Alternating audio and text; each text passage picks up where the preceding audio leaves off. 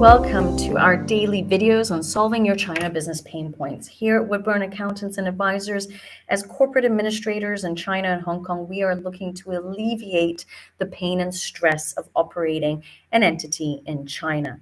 In today's video, we are looking at the biggest question asked, which is, can I register my business in China as a foreign individual?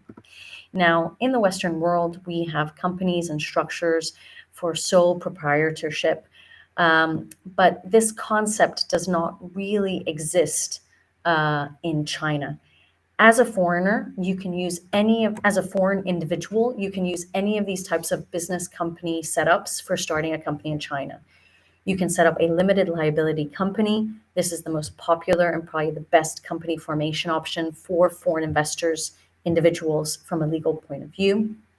You can also set up a joint venture structure with a Chinese partner, or alternatively, set up your own company overseas, which acts then as a shareholder through a representative office structure.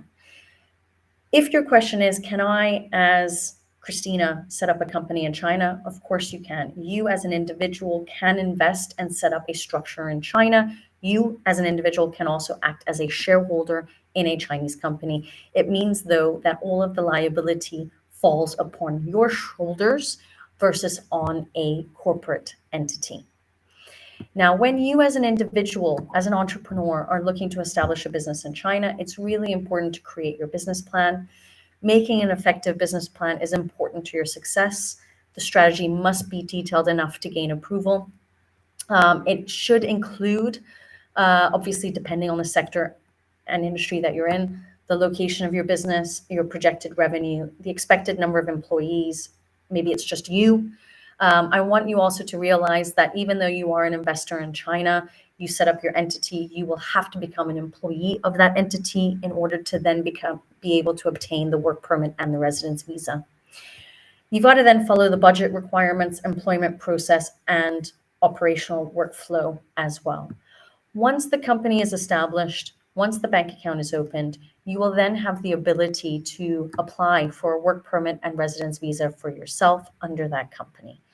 Just because you are the shareholder, individual shareholder, and you might be within the corporate management structure does not guarantee at all that you will be able to obtain a work permit and residence visa. You will have to prove to the authorities why you're going to be residing in China, what are the activities that you're going to be doing in China in order to help this business grow and scale. So it's not as straightforward. As mentioned, it is highly, highly advisable to talk to consultants and advisors in relation to the business.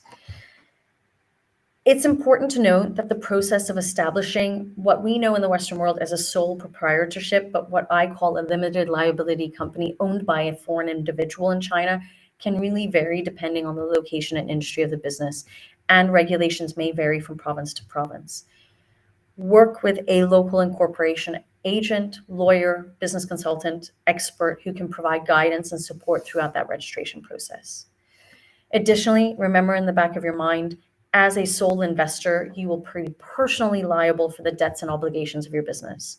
Therefore, it's important to carefully consider the potential risks and benefits of this form of ownership, and again, seek professional advice to ensure compliance with the Chinese laws and regulations. If you are an entrepreneur and you're looking to set up your own business in China to explore that market and you want to invest it as an individual, reach out to us. I've provided the link in our diary where you can click, choose a date and time, and we will discuss this pain point specifically for you. If you enjoyed today's video, please press the like button. And if you would like to learn more about what Woodburn Accountants and Advisors does, then head on over to our website, which is www.woodburnglobal.com.